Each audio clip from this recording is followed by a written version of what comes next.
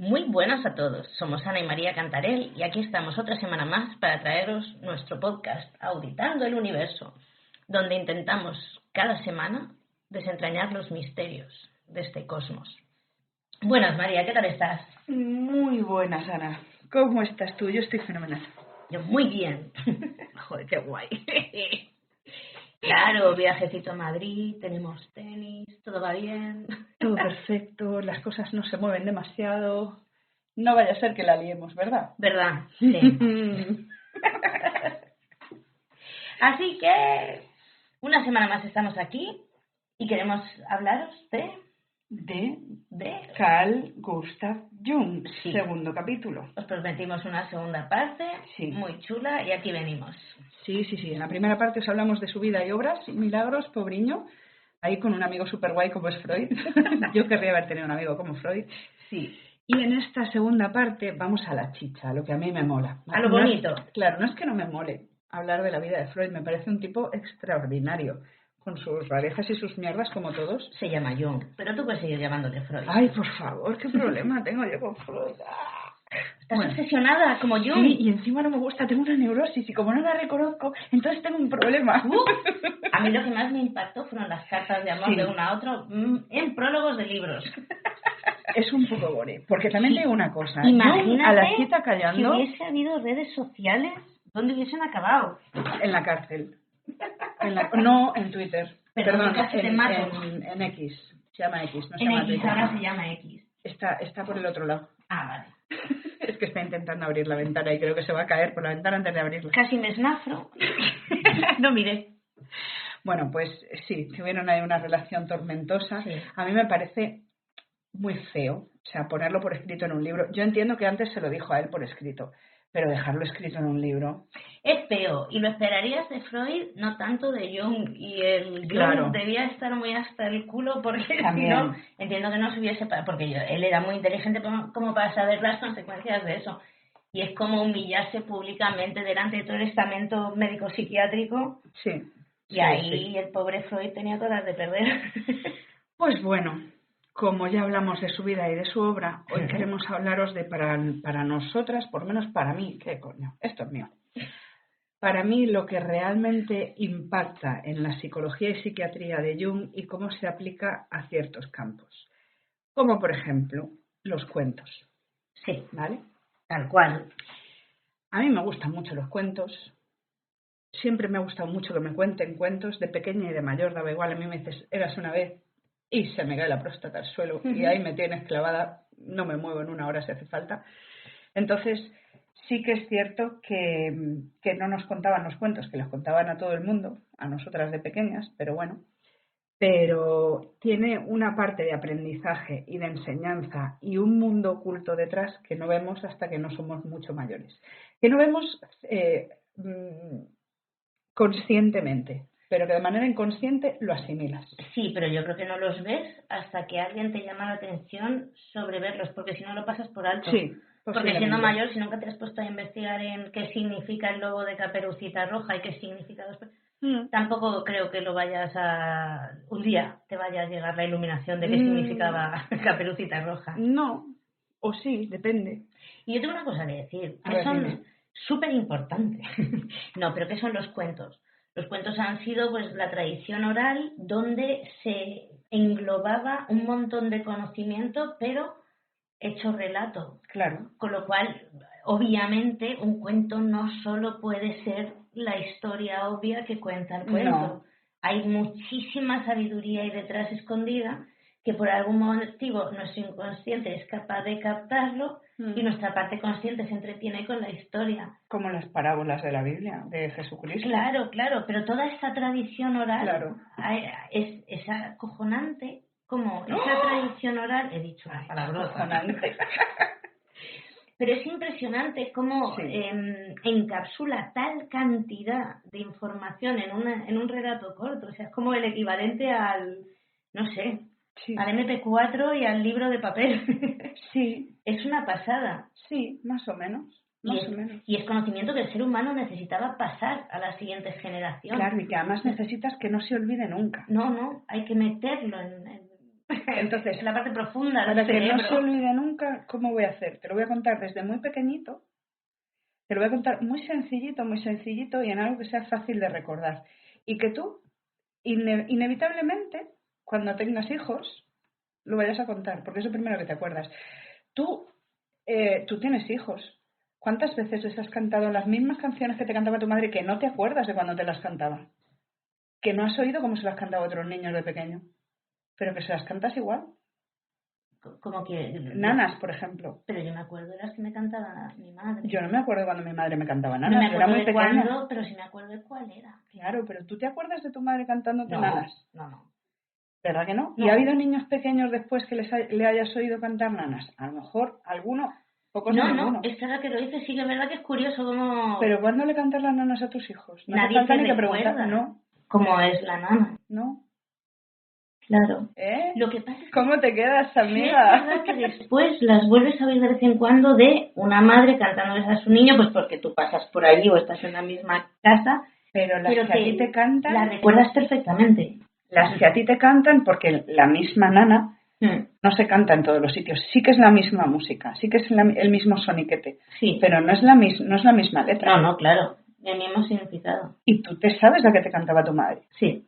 Yo me quedé a cuadros. Es muy interesante. Sí, Cuando sí. a mí me dijo un día el mío, mamá, ¿y a ti cuándo te la cantaban? Y yo me quedé así y dije, pues es que no tengo ni idea. Yo no me acuerdo de haberte la oído cantar nunca. Pero me las sé, las dos, porque eran dos o tres, no sé, de pe a pa.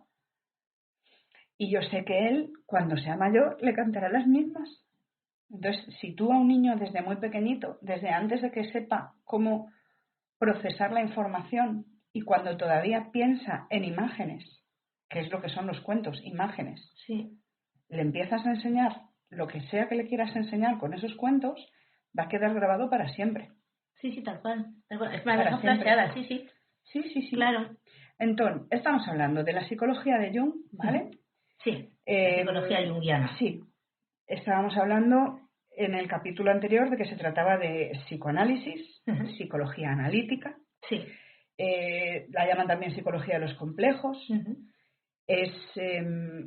Jung se consideraba reacio a crear una escuela de psicología, pero aún así es que desarrolló un estilo muy claro y muy distintivo de estudiar el comportamiento humano, que se trataba de apreciar la complejidad de la enfermedad mental, ¿vale? Si él no tuvo intención de hacer escuela, imagínate, muy mal le ha salido.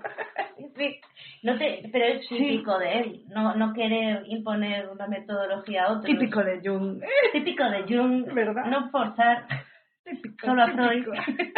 No, las neurosis forzadas no eran de Freud. Era el principio que daba pie a las neurosis forzadas. Bueno, entonces, él decía que para entender la estructura y la función de la mente humana era vital que la psicología uniera, ojo aquí porque esto es un poco complicado, yo luego lo explico más despacito si queréis, el método experimental científico, el método científico de ensayo, error, prueba y experimento con los hallazgos de las ciencias humanas, que son, en este caso, el mito, los sueños, la psicopatología, todo lo que representa el inconsciente, ¿de acuerdo? Sí. ¿Qué pasa? Que Jung se reía y decía, ya, pero es que lo inconsciente es inconsciente, con lo cual no lo puedes ver.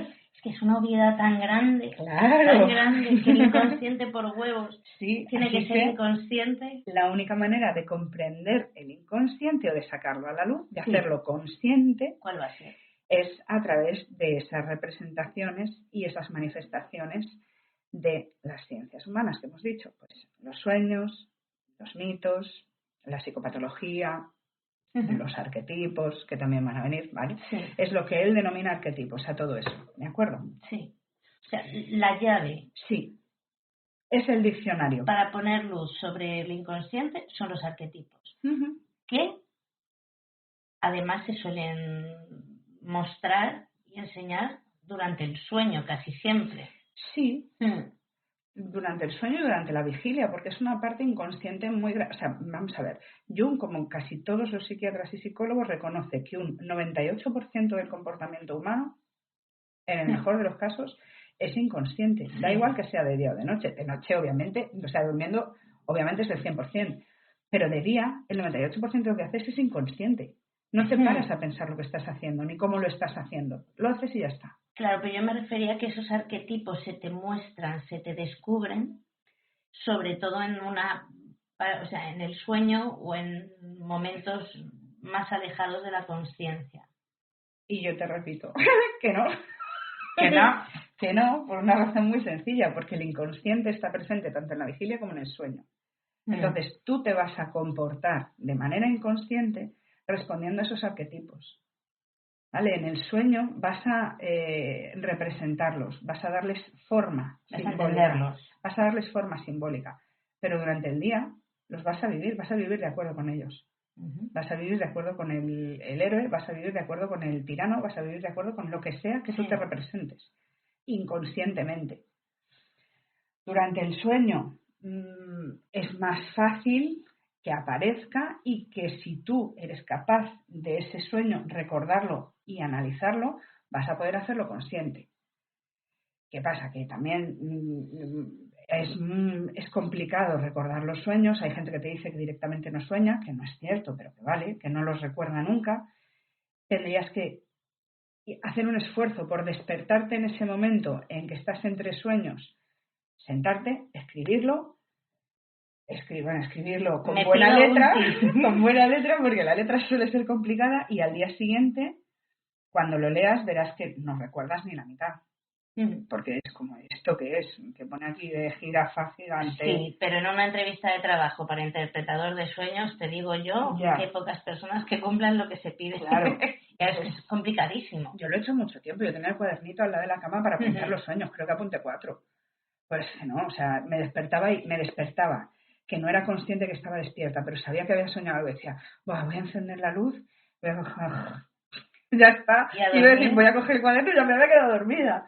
Sí. ¿Cómo no puede ser? Y al día siguiente me despertaba y decía, hostia, he soñado algo guay, pero no me acuerdo, le tengo aquí la punta de la lengua, pero no me acuerdo, y me daba mucha rabia. Sí. Y dije, pues a lo mejor tenía que poner una grabadora en vez de un cuaderno, pero claro, había que coger la grabadora, darle el botón de grabar y ponerse a hablar. No, pero y es que además hay cosas un poco más frustrantes que ese momento en que te despiertas, tienes el sueño ahí y de repente es como, se ha ido, y ya no vuelve, y no puede ser.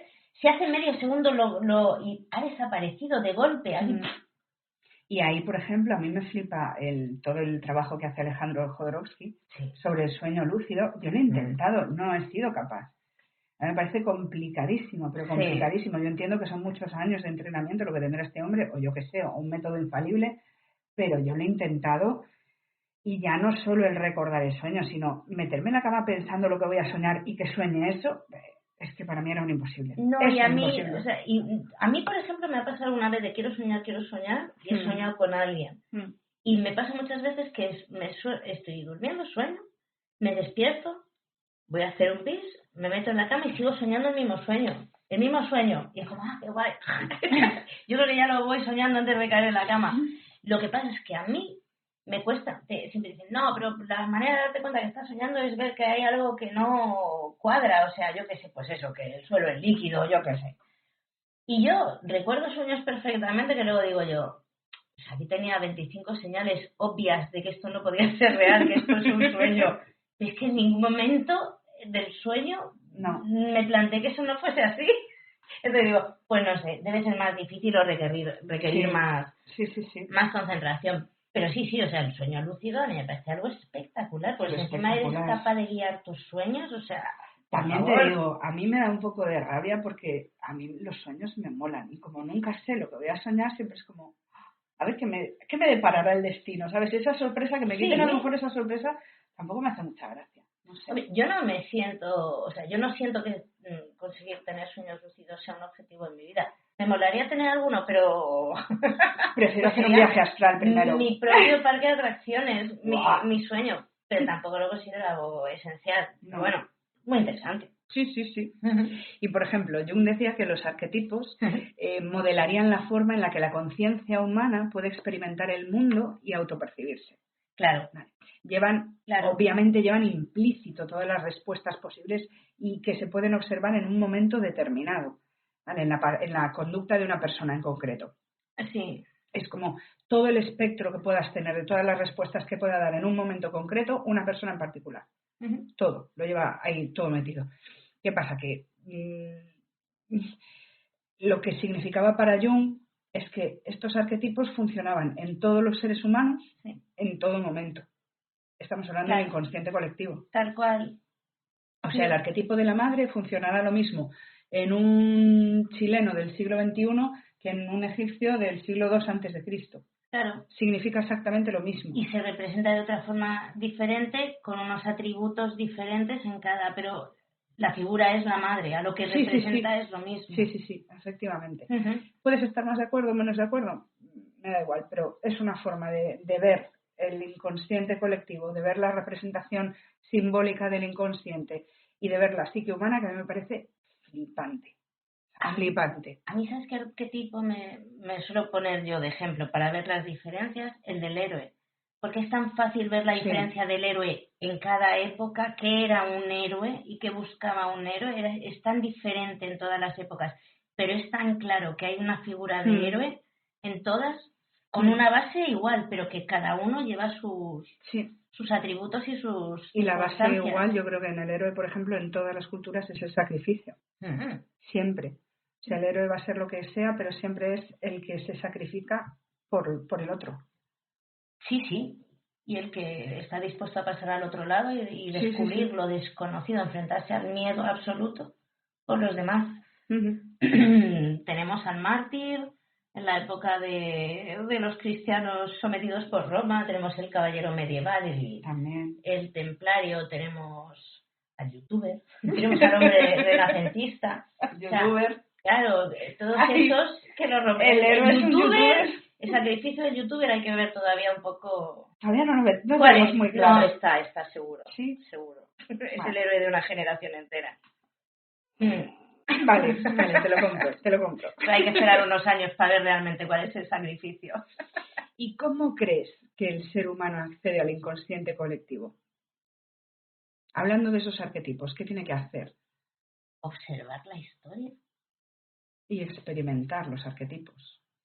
O sea, la única manera que tenemos es experimentar los arquetipos. O sea, hacerte tú el arquetipo. Claro, vivir conforme a ese arquetipo. Experimentarlos a través de los sueños, a través del arte, a través de la religión, de la mitología, de la alquimia, que sabemos que le gustaba mucho. De algo súper importante, de las crisis personales. Son momentos arquetípicos que lo que Jung llamaba dramas psicológicos. A día de hoy es donde salen porque está tan abusado el drama y el drama personal, que está todo ahí, todo. Mira, hay un chaval que tiene, lo conocí a través de Instagram y te dice que cuando el mundo no te quiere en un sitio, se hace tan obvio que no te quiere, que todo lo que te ocurre te está invitando a que te vayas, que somos tan idiotas que seguimos ahí pensando, ¡jo, qué mala suerte! Dice, no, tío, que no es mala suerte, que te des cuenta que te tienes que ir de ahí. Que no te quieres. Claro, ya sea un lugar o un momento o una relación, no te das cuenta de que el universo te está diciendo fuera de ahí que no es que tengas mala suerte, que todo vaya a mejorar, no, que te vayas. Que te vayas. Pero es que ese es el gran miedo del ser humano, el abandono. Claro. Entonces, esas crisis personales lo que te están diciendo es sal de ahí. Cuando todo parece que a tu alrededor sale mal y es un desastre y es un drama, es porque el universo no tiene otra forma de decirte, porque eres idiota y no lo captas, que te vayas. Que para mí es un no te quiere ahí, pero no es un concepto físico ni de espacio, ni mucho menos. Te quiere desde otra, que te coloques tú en otra posición, no que te vayas del sitio. Que te coloques en otra posición para ver otra perspectiva. Que ahí donde estás no vale. Por eso, a eso me refiero. Mucha gente piensa, no, pues me voy al otro lado del mundo. No es que te vayas de viaje a otro lado. No. Que te cambies de postura. Claro, que donde estás no te corresponde estar. Claro. Y lo mismo me refiero, pues, donde estás haciendo de hermano mayor, donde estás en un trabajo, donde estás en donde estés, en una relación de pareja, donde estás en lo que sea, pero no físicamente que te cojas un avión y te vayas. Claro, en una relación... Que cambies la posición en la que estás. En una relación personal, de pareja o no pareja, es que cambies de papel. que pidas otro papel y, Sí. lo ejecutes. Y eso además viene, ¿te acuerdas lo que hablábamos el otro día de los personajes y del actor? Sí, ¿Estaba hablando contigo? sí. Dios mío, madre mía, que a veces se me va la olla. Cuando te acostumbras a un personaje, a un arquetipo, Sí, lo vives en todas las facetas de tu vida. sí. Y no todas las facetas de tu vida necesitan el mismo personaje. No. Entonces, cuando sales del personaje y te reconoces como actor, es cuando Jung preguntaba, ¿qué mito estoy viviendo? Es cuando la vida, ¿vale? El actor le pregunta a la vida, ¿qué quieres que haga? ¿Qué papel hago ahora? Uh-huh. Cuando tú te das la oportunidad de representar el papel que necesitas en cada momento, el personaje que necesitas en cada momento, te quitas de encima esa esclavitud de ser el mismo personaje todo el tiempo. Sí, y que no deja de ser un papel que estás desempeñando, Claro. que no te define. Claro. Te define en qué condiciones estás actuando ahí. Por eso, a eso me refiero con que te pide que te vayas, que no, Sí. no te toca estar ahí, porque es que no es tu sitio, no es tu papel y no es tu momento. Lo que pasa es que como somos muy torpes y muy lentos y muy duros de entendederas, pues a veces necesitamos que nos peguen muy fuerte en la cabeza la vida y nos diga, pues mira, yo qué sé, te vas a quedar sin trabajo, te va a abandonar tu pareja, te vas a quedar en la ruina, y tú diciendo, madre mía, qué mala suerte tengo. No, tío. No es mala suerte, es que estás haciendo lo que no te toca. Busca lo que te toca, sal de ahí. O igual estás haciendo lo que te toca para saber, o sea, cada uno tenemos un límite. Claro. Cuando hablamos de cambiar de postura o de posición, cada uno tenemos un límite. Hay gente que muy prontito se da cuenta y dice, Sí. esto no me vale. Y hay gente que necesita sufrir muchísimo. Sí. Y yo también, hay otra persona que siempre me dice, ¿quién eres tú para quitar sufrimiento a Nadie. O sea, ¿quién eres tú? ¿Cómo vas a quitarle sufrimiento? Si no está aprendiendo, lo necesita para aprender, le estás quitando la posibilidad de aprender. Pero bueno, Jung te viene a decir eso, para poder llegar a contar, o sea, para poner luz sobre el inconsciente. Sí. Experimenta todos los arquetipos. Sí.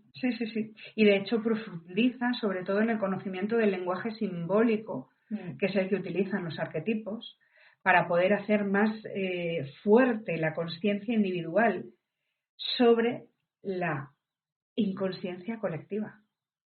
¡Wow! Claro, aprende el lenguaje de los símbolos para poder hacer más fuerte tu propia conciencia frente al inconsciente de los demás. Sí, porque además lo aplaca. Claro, porque es lo que te arrastra. Siempre hay alguien que pone orden, siempre hay alguien que dice por ahí no se va a pasar y la gente no pasa por ahí. Eso es lo que, por ejemplo, Jung llama el proceso de individuación. Es que la palabra me cuesta decirla a veces. Individuación, sí. Entonces, el proceso de individuación se da cuando tú te ves a ti mismo como ser consciente y entiendes que ese inconsciente que está moviendo a todos los demás ya no te lleva a ti, ya no eres su esclavo. Sí.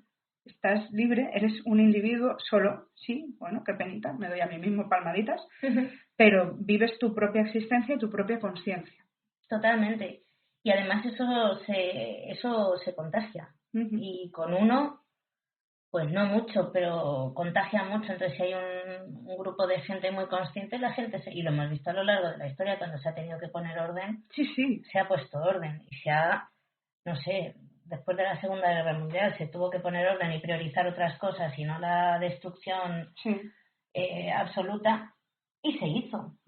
Y es porque había un grupo de gente lo suficientemente grande y el resto de la población se había llevado hasta un límite que ya era como, me da igual lo que sea, pero esto no más. Claro. Que es el punto mágico ese de ya no puedo más. Ya, es triste que seamos así de borricos y que tengamos que llegar muchas veces hasta ese límite, pero bueno, es lo que hay, cada uno aprende a su ritmo. Y de hecho, el proceso de individuación, Jung decía que se cumple cuando puedes responderte a la pregunta de cuál es el mito en el que tú vives. Que al principio a él le creaba muchísima angustia cuando rompe sus relaciones con Freud, porque de repente se da cuenta de que no tiene mito en el que vivir, entonces es como que le han quitado el piso debajo de los pies, ¿sabes? Él ha sido el alumno aventajado y ahora no sabe cómo hacerse profesor ni ser humano autónomo y digno. Sí. Claro. Y, por ejemplo, hablaba de que la mentalidad moderna occidental, entiéndase moderna occidental, 1930, vale, no estamos hablando de 2024, que marginaba todo este sistema de creencias, ¿vale? porque Sí, era claro. muy práctico y muy pragmático, imagínate ahora. Bueno, ahora hemos vuelto un poquillo por esos lares, pero vamos, en Sí. aquel entonces era todo ciencia, pragmatismo, practicidad, y esto no tenía más trascendencia. Entonces, los occidentales, la mentalidad moderna occidental, había marginado completamente todo el sistema de creencias de los arquetipos y de la mitología. Totalmente. Y se consideraba pues cuentos de abuelas o chorradas de nada. De niños, ¿no? Sí, De tontas cuentos, que no valían sí. para nada, claro. Él decía, por ejemplo, ninguna ciencia sustituirá jamás al mito, y no se puede crear un mito a partir de ninguna ciencia, porque no es que Dios sea un mito, sino que el mito es la revelación de una vida divina en el hombre. No somos nosotros quienes inventamos el mito, sino que este nos habla como una palabra de Dios. Ya dijimos en el anterior capítulo que no era excesivamente religioso, pero que no estaba en contra de la religión, que consideraba que el ser humano era religioso, pero también consideraba que creer a pies juntillas algo porque te lo habían dicho, pues no. Claro, y él tiene a Braxtras, que es su dios, que es el que integra lo divino y la sombra, el bien y el mal. Entonces, cuando él habla de Dios, habla de ese Dios absoluto. No habla del Dios cristiano de la época. No. Que no le convence para nada. No, porque además, claro, en el momento en que te dedicas a estudiar otras culturas, a estudiar otras religiones, se te viene abajo cualquiera que tú tengas. Sí. Simplemente por eso, porque hay muchas otras. Entonces, hay muchas otras, ¿cuál es la verdadera? Yo qué sé, pues las empiezas a juntar todas y ya está. Sí. Ahora, vamos a pasar a hablar de la perspectiva que utilizaba Gustav Jung, ¿vale? Así, súper resumido, el inconsciente colectivo designa aquella sabiduría colectiva de la que participan todos los seres humanos de cualquier época y de cualquier lugar. Sin saberlo, sí. Sí, efectivamente. En la psique individual, Jung distingue entre la mente consciente y la mente inconsciente. La primera, obviamente, es la consciente, la que podemos dar cuenta a través de la propia percepción, y la inconsciente es la parte consciente, esa capa más superficial, como te decía, pues entre un 2 y un 5% de la mente es consciente, y la segunda se escapa a nuestra voluntad de raciocinio y se manifiesta a través de los sueños, las alucinaciones y las fantasías, a través de simbolismo. Y por esa regla de 3, como es un 90 y muchos %, va a ser la que defina nuestra vida, nuestros actos y nuestro Eso todo. es. Y sin embargo nosotros, seres humanos, seguimos pensando que tenemos que intentar explicar el 100% de lo que hacemos, pensamos y vivimos por el consciente. Ese 5% que nos han dejado ver. Pero porque somos así de listos. Y contra la misma pared que seguimos pegando. Nada, todos los días. Entonces, la parte inconsciente, toda esa parte de inconsciente colectivo, es el que Jung considera que está constituido por arquetipos. Ejemplos, pues la máscara, la sombra, la bestia, el brujo, el héroe, el animus, el ánima. También decía que había ciertas imágenes concretas como los mandalas, por ejemplo, que eran arquetipos. No sé exactamente en qué sentido. Y para crear ese concepto de arquetipo, Jung se inspira en la reiteración de motivos o temas de diversas mitologías, ¿vale? Sí. De todas las culturas que se te ocurran. Sí. Y le van coincidiendo, ¿no? Claro, cree que hay temas comunes, inconscientes en toda la humanidad, que no varían apenas nada de unos a otros. Hablamos de ello en el transgeneracional, sí. Os los recordamos por encima un poquito, estaban el animus y el ánima. El animus es el arquetipo masculino de la personalidad femenina y el ánima es el arquetipo de lo femenino en la mente del hombre, ¿vale? Ambas se relacionaban con las ideas que se asocian a los roles de género. Tenemos el arquetipo de la madre, por ejemplo, que nos permite detectar conductas e imágenes relacionadas con la maternidad, tal y como lo han experimentado nuestros ancestros. Sí. El arquetipo del padre, lógicamente también, que representa una figura de autoridad que ofrece una guía sobre cómo vivir la vida basándose en su ejemplo. Fíjate la diferencia con la imagen del padre de Freud, que era el super yo castrador, maligno, que le faltaban los cuernos. Sí. ¿Vale? Aquí el padre es la guía, que te va a enseñar cómo vivir, y la madre, el concepto de la madre es la cuidadora. Sí. ¿Vale? Tenemos el arquetipo persona o la persona, que representa la vertiente de nosotros mismos que queremos compartir con los demás, o sea, lo que queremos que vean. Sí, lo que el queremos quedar ser. bien, Sí. la imagen pública. La sombra, que es la sombra de la persona, efectivamente, que es lo que no queremos que los demás vean, y ni siquiera nosotros mismos. ¿Vale? Es todo eso que nos han dicho desde pequeñitos que está mal y que escondemos, que es reprobable, porque es demasiado personal. Claro. Tenemos también, como hemos dicho antes, el arquetipo del héroe. Sí. Es una figura de poder que se caracteriza por luchar contra la sombra. Sabemos que es una misión imposible, la sombra es tuya, está ahí, va a estar ahí de por vida. ¿Qué pasa? Que hay muchas culturas, muchas religiones, que se trata de luchar contra el mal, y la sombra es el mal. Entonces te vas a pasar toda tu vida luchando contra ti mismo. Pero por eso los héroes nos los han pintado como muy blanqueaditos. Claro. Y son tan lo que todo el mundo quiere ser. Porque lo que no nos habían contado es que lo que está haciendo el héroe es de ser tonto. Sí, porque se está pegando... Tonto no, ignorante. Porque ignorante, al héroe sí. en ningún momento le dicen que está luchando contra sí mismo. O sea, al héroe le dicen tienes que acabar con esto. Y no se le explica que eso es el reverso de su propio yo. Entonces es muy triste, ¿vale? Es muy triste porque es un héroe estúpido. Pero eso es como la vida misma, o sea, Sí. tan actual como la vida misma. Sí. Ese héroe es el ciudadano de a pie de hoy que le están diciendo haz esto y esto y esto y todo bien y todo bien y todo Sí. bien, sin darse cuenta que está yendo contra sí mismo. Sí, sí, y Sí, que sí, no sí. tiene otra escapatoria, o sea, que hacerlo lo tiene que hacer. Pero para eso tenemos al sabio. ¿Vale? Sí. El sabio lo que hace es revelarle, por favor, como estoy hoy, Sí. al héroe el inconsciente colectivo. ¿Vale? Es contarle, arrojar luz sobre lo que está haciendo el héroe en cada momento. Decirle, oye tú, mira lo que pasa, que no es todo tan normal ni tan bonito. Y luego tenemos al embaucador, trickster embaucador, Sí. que es también se le llama a veces el bufón, que es el que introduce las bromas, es el que rompe las reglas establecidas, es al que se le permite todo. Sí, ¿A quién te es refieres? una especie de rebelde gracioso. ¿A quién me recuerda? No sé. Vale, no pasa nada. Y una vez que hemos recordado un poquito a estos arquetipos, vamos a introducir la relación entre ellos y la función cultural que tenemos de los cuentos clásicos. Perfecto. ¿Vale? Que es a donde yo quería llegar. Genial.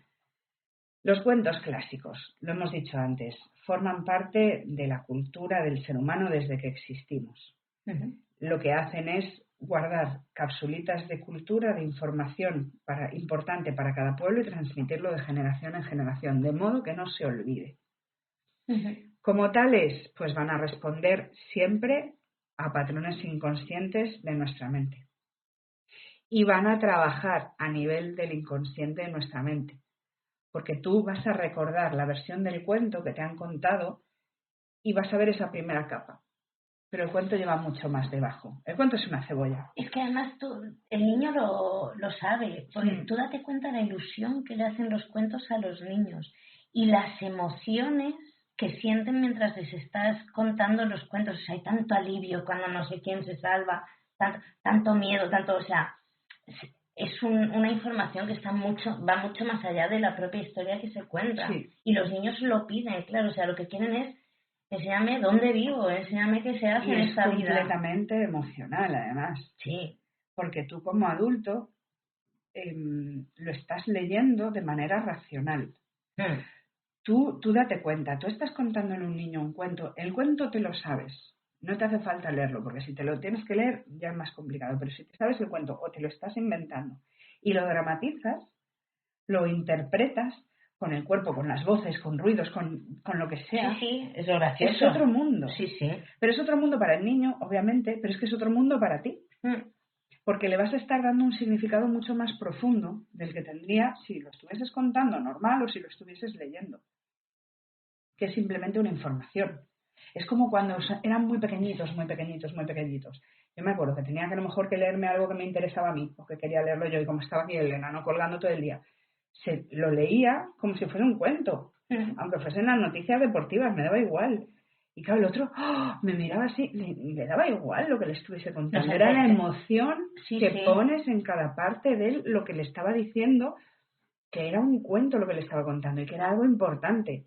Entonces podía contarle la clasificación de MotoGP, que le iba a dar igual, que era como ¡oh!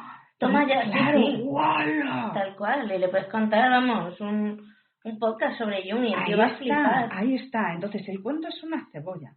Tú ves la parte de fuera, pero según vas dramatizando y según vas desarrollando los personajes, se van abriendo las capas. Realmente tú la información que quieres que se conserve es el centro de esa cebolla, ¿vale? Lo puedes revestir de la manera que quieras, lo puedes convertir en una obra de teatro, lo puedes convertir en música, lo puedes convertir, lo que pones alrededor puede ser lo que tú quieras.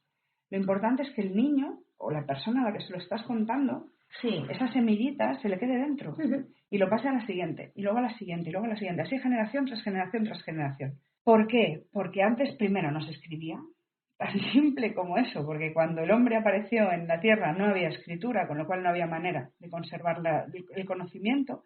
Y segundo, porque hay una serie de conocimientos que tampoco querían que quedasen por escrito, porque son conocimientos pues que son muy importantes para dejarlos por escrito. Son muy importantes, son muy complejos de contar, con lo cual es muy complicado contar. Es un plan neutral y racional, llevaría muchísimo. Mucho secreto también.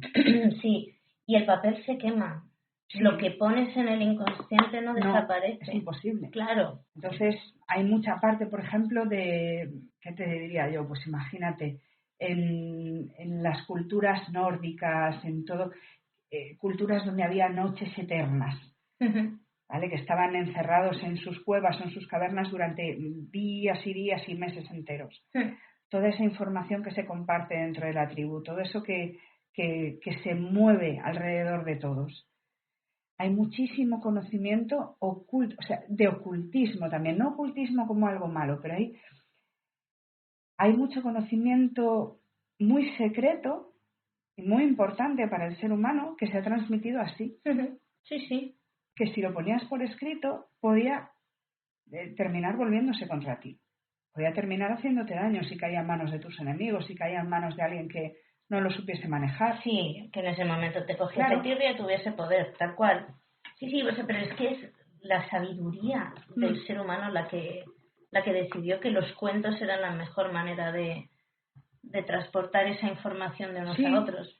Y a mí me flipa, por ejemplo, la diferencia que hay entre los cuentos originales y los cuentos que se han contado los pre y post Walt Disney. Es que principalmente ha sido Disney, pero bueno, ahí puedes entrar en la conspiranoia de pensar que hubo un porqué o pensar que era una transformación para hacerlos más comerciales, lo que quieras, pero la diferencia es bestial. O sea, los cuentos no claro, yo ya no te hablo del porqué de los Grimm no tiene nada que ver con la Blancanieves de Walt Disney, ni la Cenicienta, ni la Bella Durmiente.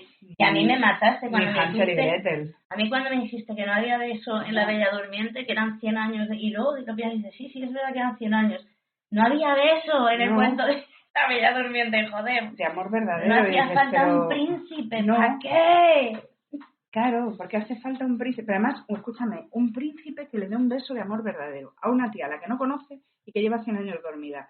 ¿Cómo coño se va a enamorar nadie de alguien a que no conoce y que lleva 100 años dormida? ¿De verdad? Sí, en la peli lo primero que hace es quitar como las zarzas y todo lo que ha salido. Imagínate lo que tenía que quitarle a la muchacha de encima. Es como... Por eso, o sea, eso no tiene sentido. Pero era para hacerlos comerciales y para infantiles o para intentar cepillarse el mito. Vete tú a saber. Tampoco veo una lista Walt Disney. Sinceramente, a mí me da igual el porqué. Me da rabia lo que termina haciendo, pero bueno. Sí. Sobre todo porque hablamos de que los cuentos tienen varias funciones, ¿vale? Tenemos una función que es esa, la del mito, la de responder a una información que se va transmitiendo generación tras generación. Es el punto de vista cultural y antropológico, ¿vale? Y luego también tenemos otra función que es la finalidad pedagógica, que es la de enseñar algo. Reflejan experiencias, pensamientos, emociones, invitan a los niños a reflexionar sobre algo, ¿vale? Potencian el lenguaje simbólico muchísimo, porque son todo imágenes. Despiertan la curiosidad, la comprensión, la empatía, porque lo que sufren los niños con los cuentos y lo que se alegran y lo que viven lo que está viviendo el personaje. Tal cual. La creatividad. Y son súper simbólicos porque están tan resumidos y tan que son simbólicos. Todo. No hay que lo cuente. Todo. Entonces, todo esto que consigue, pues darle un recurso donde construir la identidad del niño. El niño se va a ver representado en los personajes. Se va a ver más como el héroe, o se va a ver más como el príncipe, o se va a ver más como el dragón, o se va a ver más como lo que sea. O lo que me da lo mismo. Les enseña a comportarse en situaciones nuevas o a afrontar situaciones nuevas. Les enseña a extrapolar. Es algo que es importantísimo. y a ponerse metas y objetivos. Ujú. Y a, pues, yo quiero ser como el príncipe valiente, yo qué sé. O yo quiero ser como Fiona, o yo quiero ser como Shrek. Sí. Me da igual, ¿vale? ¿Qué pasa? Que tenemos, tenemos una serie de temas importantes que son los que más o menos se repiten en casi todos los cuentos, que es, primero, la pérdida del hogar, Sí. de papá, de mamá, de la protección, la iniciación como individuo, el pasar de la edad infantil a la edad adulta, la Sí. envidia, las sombras que nos rodean, el despertar y el poder catártico del amor. Qué bonito es todo. Sí. ¿Vale? Todo eso son temas habituales en cuanto a cuentos infantiles y juveniles. Sí, tal cual. Todos ellos, ¿qué pasa? Pues que encarnan lógicamente lo que a los infantes y jóvenes les preocupa. De cada época, sí. ¿Qué le preocupa a tu hijo? Que tú te mueras, que se quede sin papá, que se quede sin mamá, que no sé qué niña me quiera. Que los demás se den cuenta de cómo soy, de que existo. Y me destrocen. O que me La miren, sombra. por favor, que me miren, que es Sí, que yo sí, quiero que me sí. miren. O es que este tiene y yo no tengo, mamá, es que este, mira lo que tiene. Pues las envidias también. Ujú. Está ahí todo, ¿vale? El despertar como en la adolescencia, que es como casi no es los típicos, el Superman, el Hércules, Sí. que lo ves de pequeñito y de repente toda esa experiencia que lo lleva a ser el adulto y el superhéroe no se ven, pero, Sí, pero están ahí. se hace muy obvio que esa época tiene que pasar y que además es una época muy sacrificada y que requiere de muchísimo esfuerzo. Y tienes cuentos, por ejemplo, pues como La Cenicienta, sí. que no se sabe quién lo escribió, que trata arquetipos pues como la opresión, el abandono, la injusticia, total, la temporalidad, la autoridad inepta y lo despechada. imposible de enfrentarse al destino. Sí. Que no te queda otra, que es que esto es lo que hay. La impotencia, tío. Solo rota por una especie de brujita mona que sale por ahí. Claro, claro. Entonces, la sombra está presente en todos los cuentos. Claro. Es, lógicamente, hace referencia al inconsciente, a lo oculto y a lo desconocido de nuestra personalidad. ¿Qué pasa? Que en el plano social, pues la sombra también encierra cosas reprobables a nivel social, ¿vale? Ajá. Racismos, sexismos, todos los xenofobias, todos los ismos que se te ocurran. El dadaísmo también. Madridismo también. No, pero sí todo, o sea, todas esas ideas que sabemos que claro. nos rondan y que... Y el ser humano tiene y que son crueles. Un doble problema. Primero, enfréntate, asume y siéntate a hablar con tu sombra individual y luego con la colectiva. Claro, porque llevas las dos. Pero es durísimo, claro. Llevas las dos y eso de no, yo no, es mentira, la llevas. Sí, no, eso Otra cosa es que no quieras reconocerla. Eso aquí lo vemos mucho en España. Aquí ni Dios paga impuestos. Sí. Explícame, o sea, ¿cuántas veces has pagado en B? O todo el mundo roba y tú cuando pagas en B, ¿qué estás? O sea, claro. Todo el mundo ve lo de los demás, pero yo no. Y no. Todos. No. Y mejor que pensemos que somos todos, que tenemos algo que mejorar, sí. Pues si no se hace imposible la lucha. Pues Jung dice que para ayudarnos a ese proceso de individuación, lo que tenemos que hacer es tomar contacto de manera más profunda con nuestra sombra individual y con nuestra sombra colectiva. E integrarla. ¿Que no querías sopa? Pues toma 2 tazas. Sí. ¡Hala! Cómetelas las dos, una detrás de otra. Y claro, y ¿sabes lo que pasa? Que además tampoco te queda más trabajo por hacer, porque como te va a llevar el resto de tu vida, porque siempre salen miasmas de los rincones que menos te lo esperas, nos da un trabajo de por vida. Sí. O sea, yo puedo estar en terapia el resto de mi vida porque necesito seguir conociéndome, necesito seguir reconociéndome y necesito seguir desarrollando todo lo que no estoy desarrollando. Pero ahí... El conocimiento personal es para el resto de tu vida. Ahí hay diversas opiniones. Y, vale, la terapia la puedes necesitar de por vida o algo que yo creo que es más sano mentalmente es la terapia es un instrumento que te ayuda a salir del bache en el que estás ahora. Claro. Hasta que atravieses otro, pero no de una forma permanente. Claro, no me refiero a estar toda tu vida en terapia, me refiero a que es algo que vas a necesitar siempre. Claro, pero ¿cuánta gente conoces y dice, no, yo estoy con mi psicólogo, llevo 7 años o 10 años, y dices, pero sí, yo voy todas las semanas, y dices, tía, pero date un break, que seguro que, o sea... Lo mismo que te digo, yo no dejaría de estudiar y de aprender en la vida porque es imposible que termines de saber todo lo que necesitas saber. Para siempre, puedes estar, claro. Puedes estar estudiando el resto de tu vida, pero es que... Y no vas a saber nada tampoco. Tu desarrollo personal, tu conocimiento de ti mismo, yo creo que es lo más interesante que puedes estudiar nunca. Totalmente. Pero siempre va a haber alguien que te pueda enseñar algo que a ti te haga crecer más en el aspecto que sea que necesites crecer. Claro, y por eso cuando a ti te echan una mano en un bache y te ayudan a superarlo, se supone que te dan unas herramientas que te van a valer para superar cosas similares o no tan similares.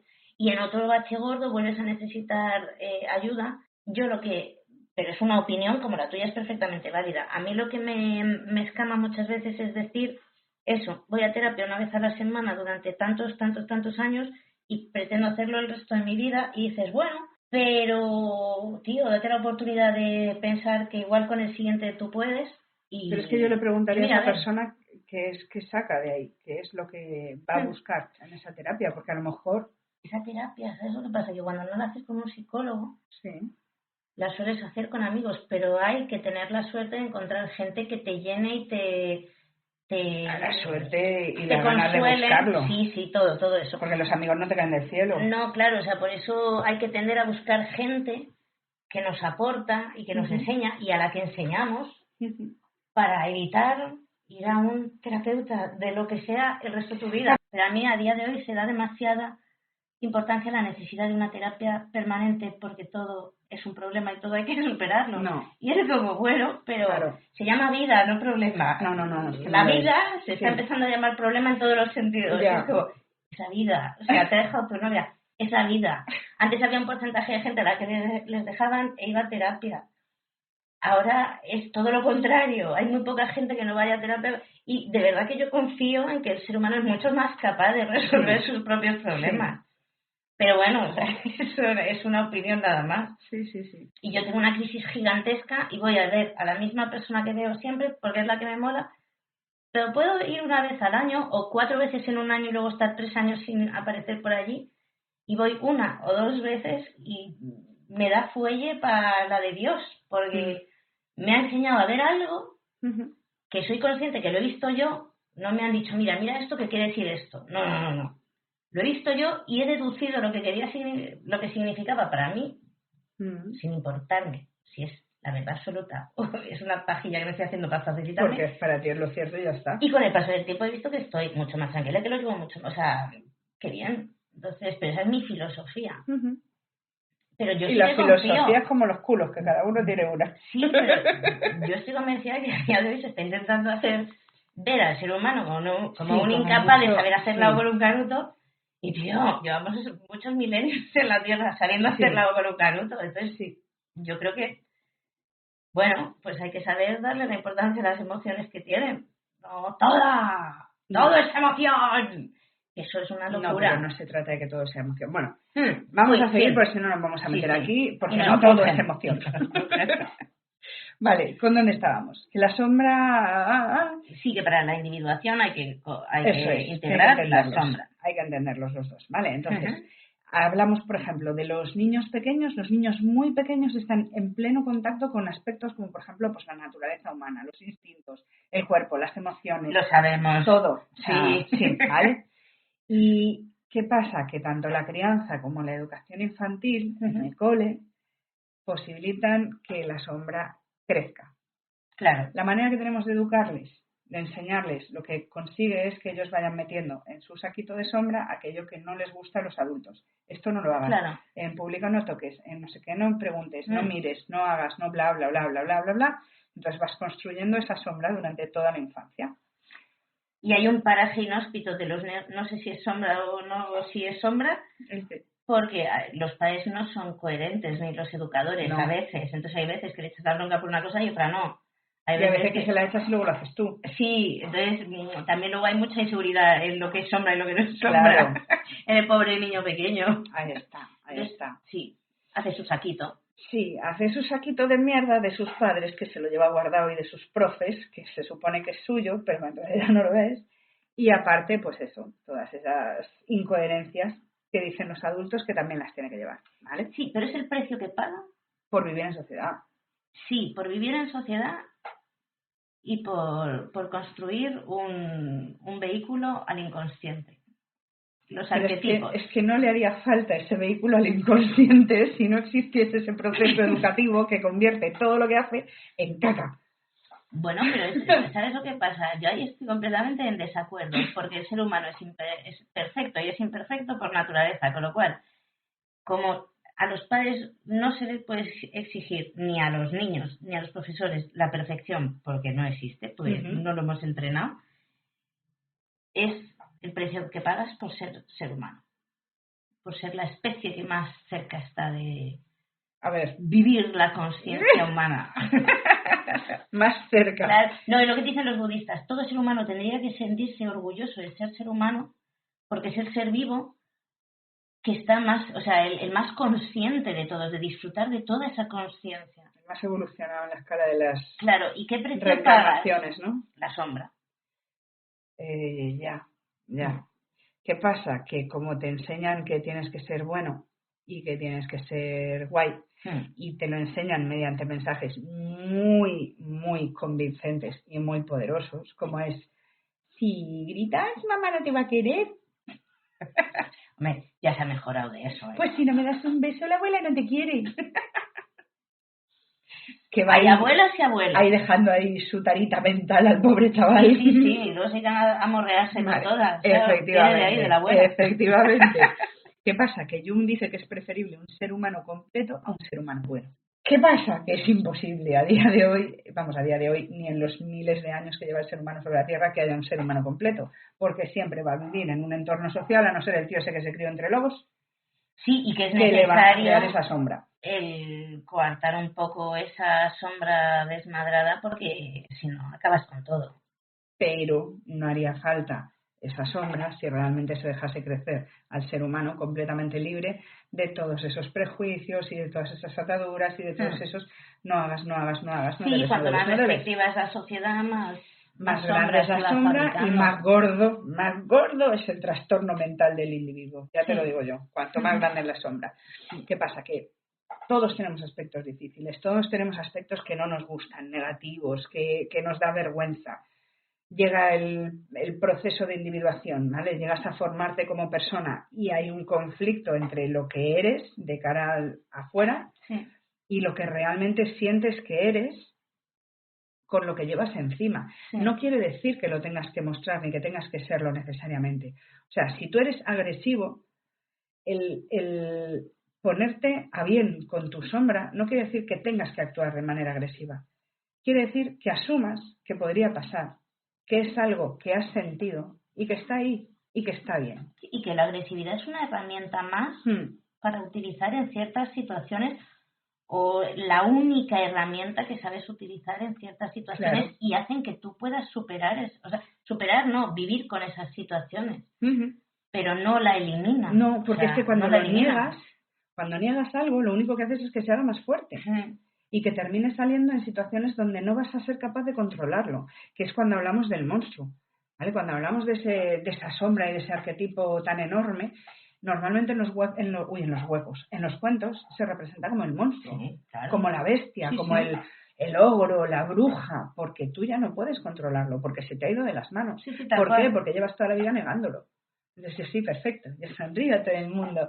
La terapia sonriente del puñetero bizcochito de Ali McBeal. Vamos a ver. Sí, tal cual. Y no luego querrías ver toda esa persona por una mirilla lo que se hace a sí misma o a los demás en sus momentos complicados. Los cuentos, ¿qué pasa? Que son muy impactantes porque lo que hacen es que nos muestran lo que queremos o lo que no queremos y no podemos ver, que es la sombra. ¿Vale? Algunas heroínas y algunos héroes pasan a su lado, hablan con ella, escuchan el mensaje que les da, no se pierden en sus mierdas, como por ejemplo Caperucita cuando habla con el lobo, ¿vale? Caperucita cuando se encuentra por primera vez al lobo en el bosque, que no sabe que es un bicho malvado y horroroso, porque no sabe que es el lobo, no porque no sepa que el lobo es malvado y horroroso, lo sabe, pero no sabe que es el lobo. Y habla con él, y no pasa nada. y no se la come. Y le cuenta una milonga, pero Caperucita no es tonta. ¿Vale? Claro, es cuando le das la manita y te vas con él. Claro, cuando puedes la lía hablar, parda. efectivamente, puedes hablar. Escucha su mensaje, le cuenta lo que tiene que hacer. ¿Qué pasa? Que se la quiere comer. Claro, pero ahí, por ejemplo, hay me parece un Caperucita Roja es que es tan ejemplo para tantas cosas de estas, porque lo que dices tú, ella puede hablar con la sombra. Es que tú puedes hablar con puedes poner palabra sobre las partes de ti que no quieres ni reconocer. Tú puedes decirte a ti mismo, pues soy un envidioso de mierda y me gustaría que todos estos se quedasen sin nada porque lo quiero para mí, sería capaz de dejarles sin nada y destrozarlos. Y tú realmente puedes hablar contigo mismo de esa parte de ti, y lo que va a hacer es que tú entiendas que tú tienes esa envidia, y te va a dejar cada vez más claro que esa envidia está ahí y puedes usarla o no. Y sin embargo, si tú te dejas llevar por esa envidia, vas a justificar todas las aberraciones. Entonces, claro, tú puedes. Si niegas esa envidia, te va a comer vivo. Sí, vas a vivir esclavizada por ella. Va a ocupar toda tu cabeza. Sí, es una pasada.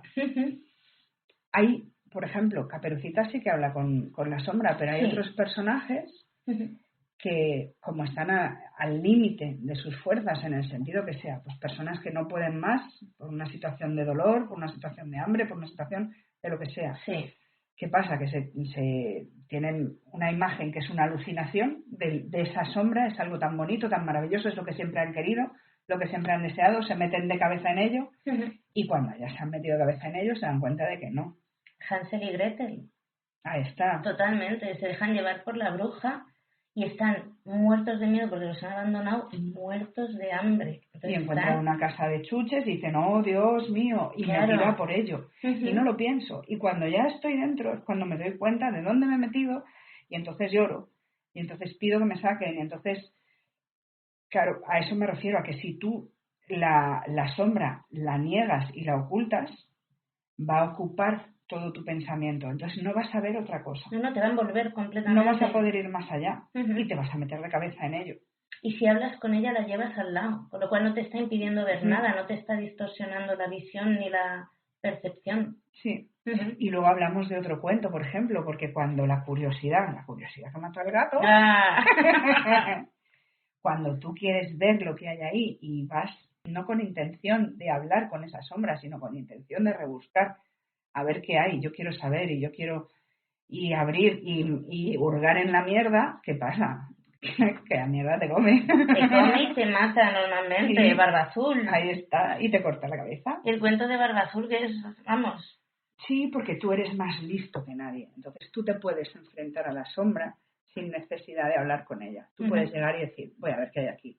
Vas a ver qué hay aquí. No, ya te ha comido. Ya estás dentro. Tenemos a una heroína, que es Caperucita. La más heroína de todas. Sí. Y estamos hablando de que en los primeros cuentos, en los cuentos de los niños más pequeños, que se les cuentan a los niños más pequeños, esa sombra siempre está muy lejos del protagonista. Quiero decir, siempre está muy fuera. Sí. Es un otro, pero es un otro además lejano, que no tiene que ver con ellos. Sí. ¿Qué pasa? Que van pasando los años. Los cuentos que les cuentas a los niños cambian un poquito. Tenemos cuentos como pues La Cenicienta, Blancanieves, La Reina de las Abejas. La sombra está más cerquita. En la familia. Sí. Está. Son hermanas, son hermanastras, son familia política. Que ya empieza a hacer daño. Sí, son padres. Sí. Claro. Y por último, tenemos una historia que es muy diferente en cuanto a cuento, que solamente la entiendes de verdad cuando ya eres más adulto. Cuando eres, a lo mejor, pues adolescente, te diría yo, ya no es un cuento para niños, aunque se les cuente a los niños, que es cuando la sombra está en el propio protagonista. Sí. La sombra es uno mismo. Sí. Hablamos, por ejemplo, de cuentos como La Bella y la Bestia. ¿Vale? Claro, la sombra la tiene él. Es un monstruo, pero es algo más que un monstruo. Es sombra y luz en el mismo personaje. Y la Bella, por ejemplo, es la heroína en este caso. Sí. Que también está presa de la sombra y que es la que tiene que ayudar a la sombra a reconvertirse en luz. Es la que tiene que ayudar, pues a que en este caso, por ejemplo, la Bella y la Bestia, a que la Bestia aprenda a amar a la Bella. Ya es como si la Bella individuase a la Bestia Uh-huh. aceptando su sombra. Uh-huh. Y solo cuando la Bella ha aceptado la sombra de la Bestia es capaz de aceptarla también. Claro. Cuando la Bella le muestra a la sombra que puede ser amada, es cuando la Bestia Sí. descubre que se le puede amar, no solamente a la sombra, sino al personaje completo. Pero suena tan aberrante a día de hoy Pues pensar tú imagínate, que a la sombra se la puede amar. Tú imagínate, esto es un caso muy drástico, ¿vale? Sí. Pero mujeres que se enamoran de asesinos, Sí. en serie, Uh-huh. convictos, a los que no ven porque viven en una cárcel y con los que Sí. se comunican por carta. Más allá de que haya, pues sí, está el síndrome este de... Si no, es que se suele tender a llamarlas locas de la vida, o Sí, sea... no, algunas sí. No se las suele considerar como Vale, heroínas. muchas sí, pero hay otras Sí. en que realmente se llegan a enamorar de lo que ven debajo de ese monstruo que ha matado a un montón de personas.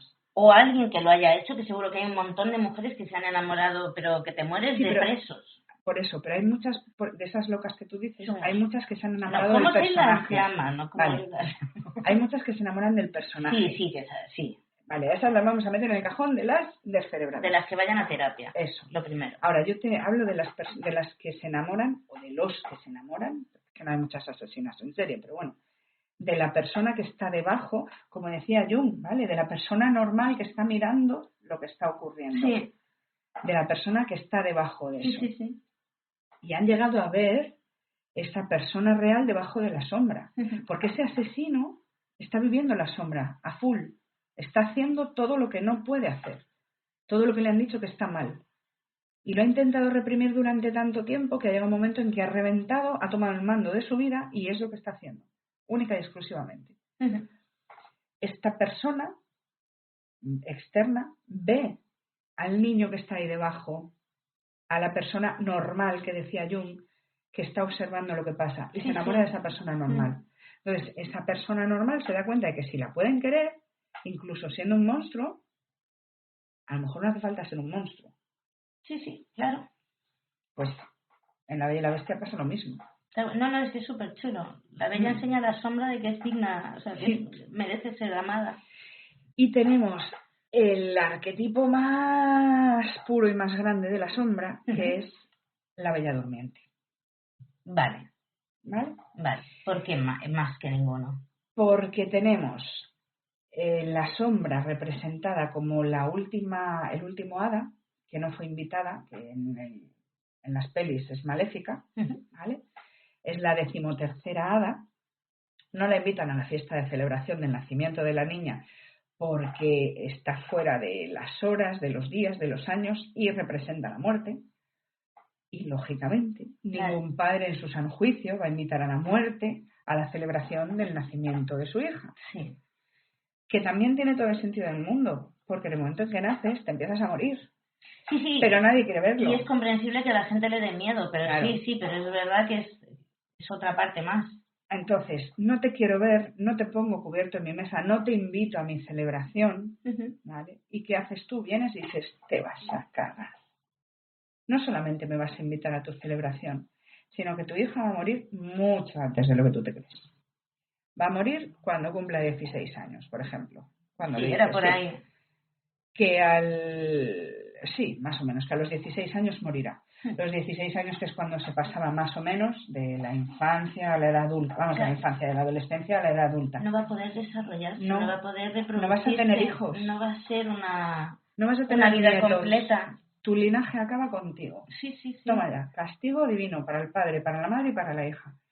La 12ª hada intenta suavizar ese castigo y dice, vale, no se va a morir. Se va a pinchar con un huso, va a sangrar y se va a quedar dormida durante 100 años. Y se despertará al cabo de 100 años. No cuando le dé un beso el principito de los huevos. ¿Vale? ¿Se va a despertar solita? Se va a despertar sola al cabo de 100 años. Y además os vais a dormir todos para que cuando se despierte tenga con quién hablar, porque si no, al cabo de 100 años no va a quedar nadie que conozca. No va a conocer a nadie. Claro. Entonces duerme a toda la corte para que al cabo de 100 años se despierte.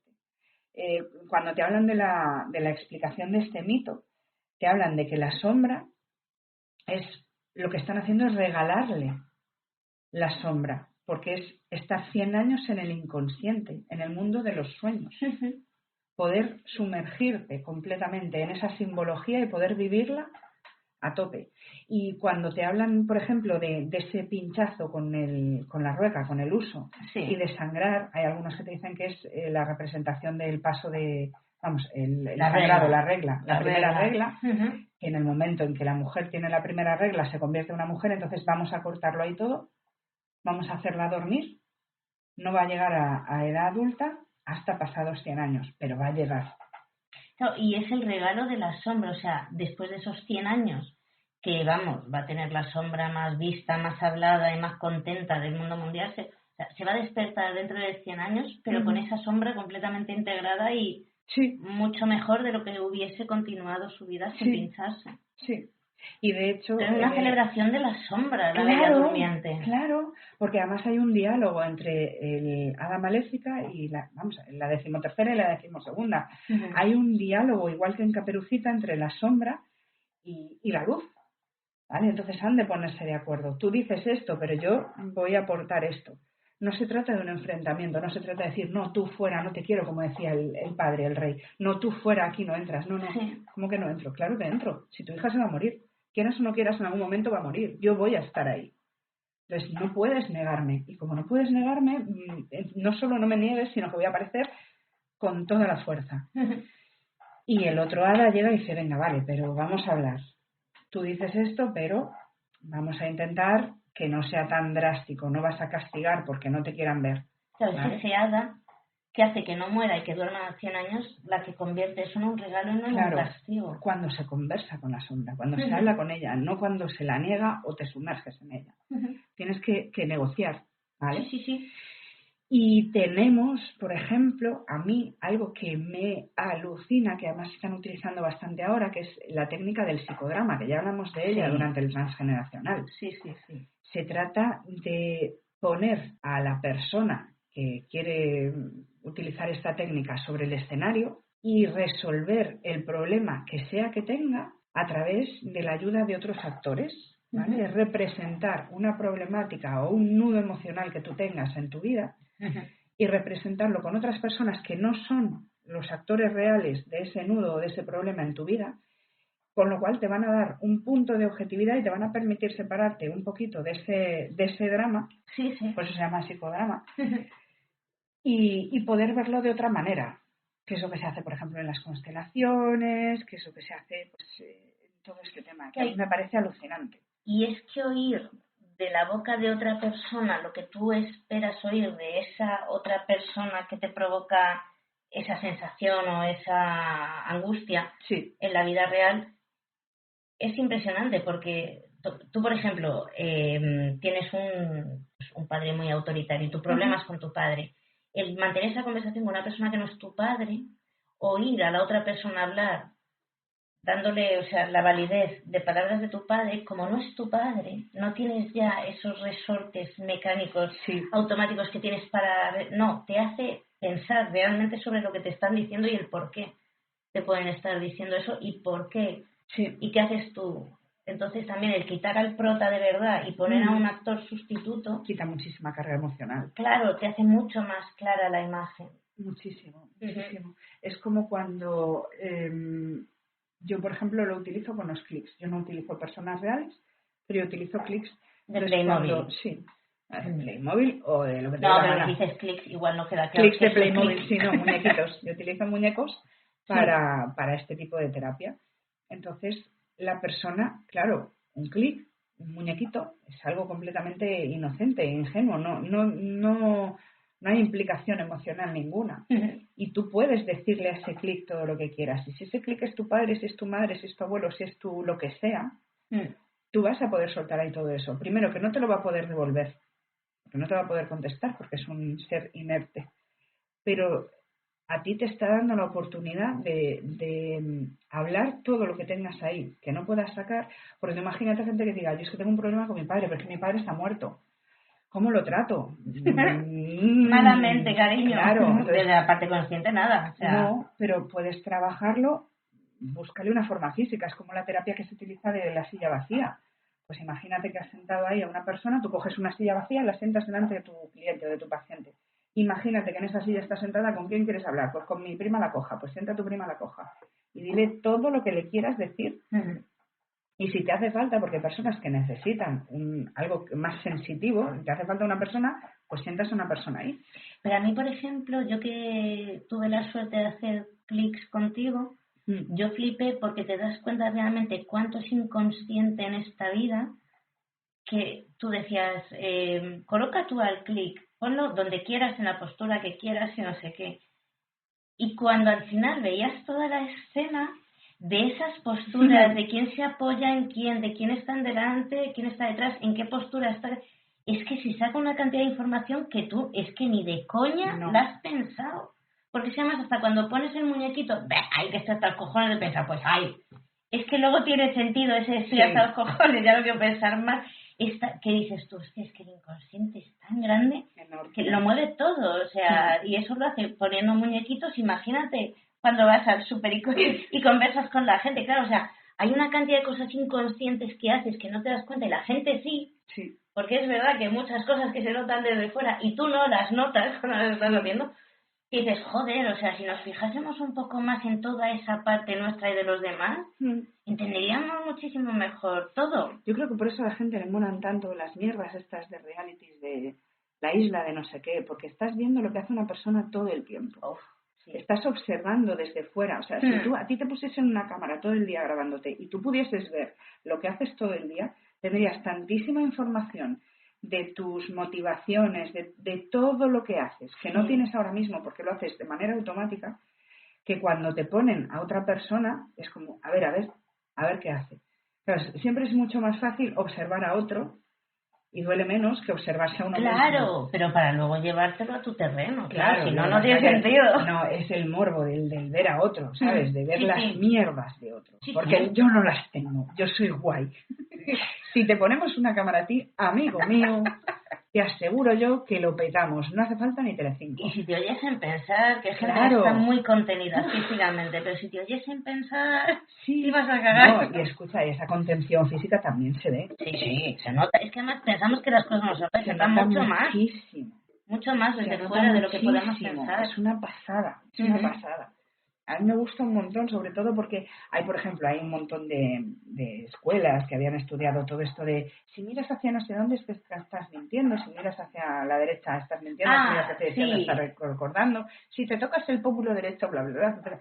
Vamos a ver. Vamos a dejar de chorradas. Y es que además, que no somos sota caballo. No, y lo intentan hacer como muy estandarizado y todos los un poquito que saben de ello dicen, no, es que es intuición. Hay cosas que se pueden generalizar más, pero hay que ver caso por caso y persona por persona. Claro, pero es que además es muy difícil engañar al inconsciente de otra persona. Cuando tú estás hablando con alguien y le estás realmente prestando atención, porque cuando están mirando a través de ti es una mierda, pero cuando alguien te está prestando atención y está contigo en una conversación, da igual lo inteligente que sea esa persona, lo que haya estudiado, lo que no haya estudiado, lo que haya dormido, lo que no haya dormido, no le puedes mentir.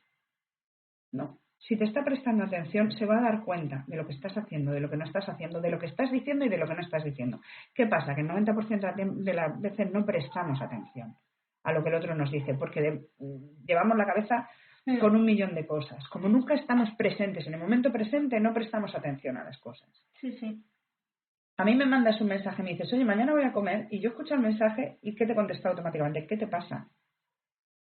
No porque me has dicho mañana voy a comer, sino porque he oído lo que había por debajo y es un mensaje, ni siquiera te estoy viendo la cara. Y es el tono de voz o es la caída de... Lo que sea, de cómo dices el final de mañana, de lo que sea. Dice.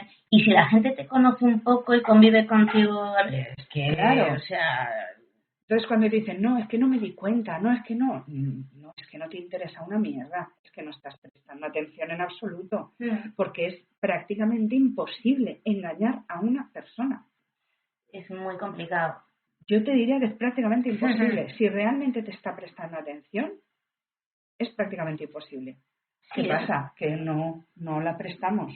no la prestamos y también es complicado saber lo que va a hacer, o sea, las consecuencias de cada cosa. Entonces también es difícil saber, tú puedes saber, debe estar chunga, pero no sabes cómo de chunga está la Ya, pero persona ¿sabes que que estás está hablando. chunga? Sí, pero me refiero que hay luego Claro, unos matices que te dejan completamente fuera de juego. A veces que sí, dices, hostia, no me esperaba esto de esta persona y ni de coña. Pero sí que es verdad que es muy complicado mentir en lo fundamental, en lo básico. Luego en los actos y en los no sé qué, cada uno tiene sus sí.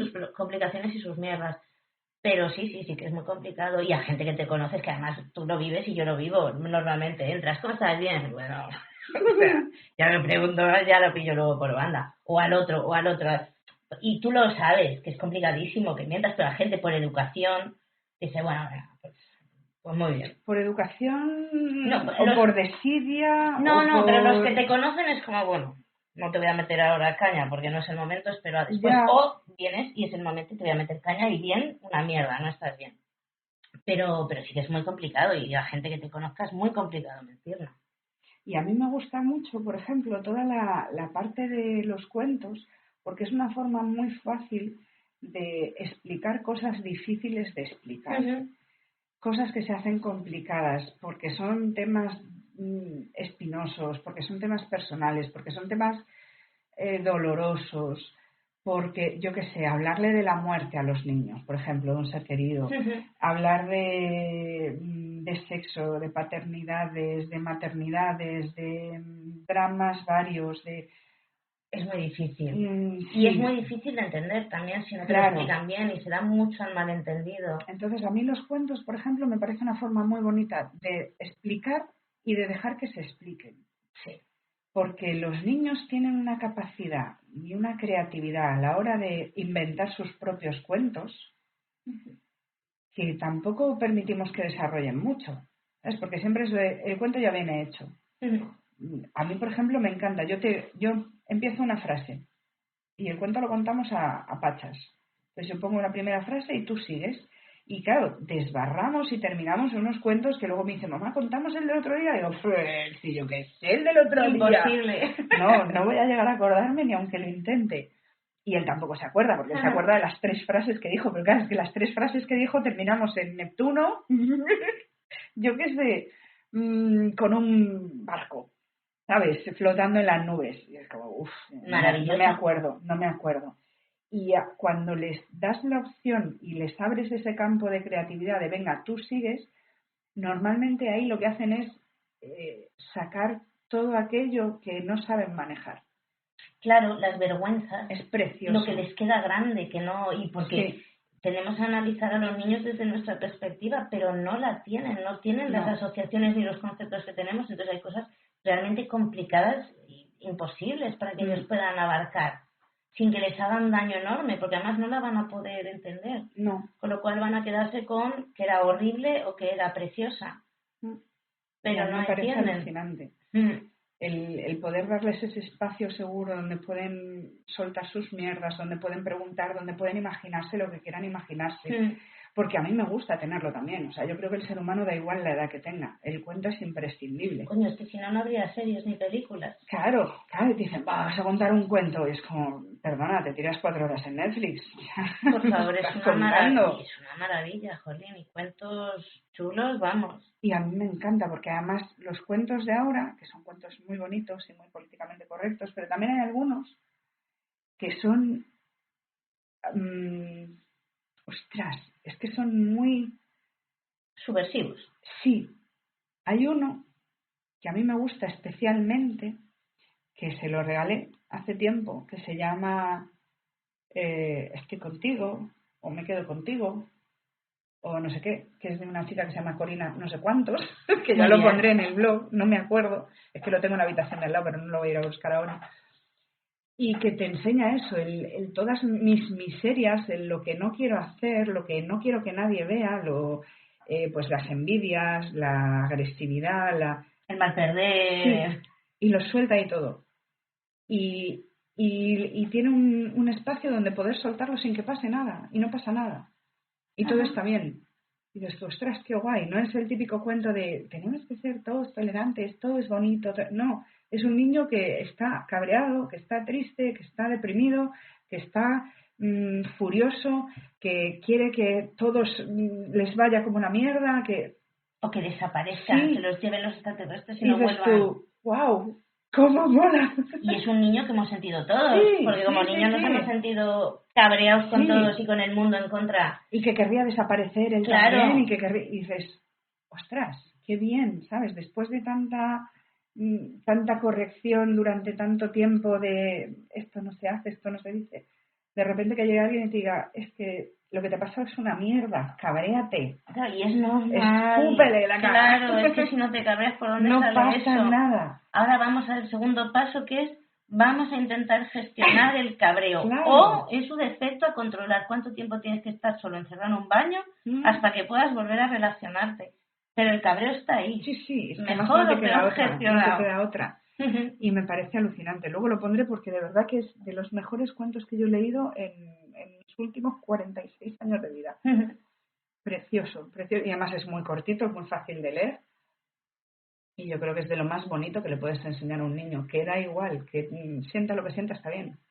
Sí, y esos sentimientos que asociamos con cosas negativas, muchas veces lo que hacen es darnos el impulso y la fuerza para pasar una situación que no pasa, o sea, que igual nos dejaría más tara o no conseguiríamos pasar, porque se relacionan con negativo, pero son súper enérgicos, son los más enérgicos. Sí.